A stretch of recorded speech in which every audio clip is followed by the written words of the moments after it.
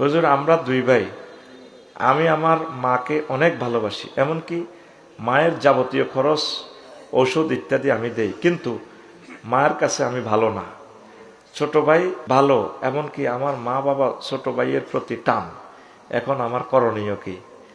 আরে তুই তো ঠিক আছস, টান হেদিকে হইলে কি হয়েছে, তোর জন্য আল্লাহ তো টান। আর মা বাবা অনেক সময় সিটিং, এখন জিগের দিকে টানে বেশি, ইজ্ঞা ভিক্ষা করে। এ ছোট গাবে একের আগে জমি বেশি এলেবে দেখবি, তুই ডরাচ্ছা।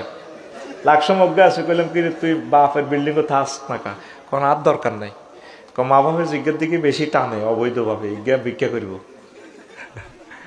বুঝছেন, মা বাপ চোখ সমান রাখবেন, মারাত্মক গুণ হইব মা বাপ।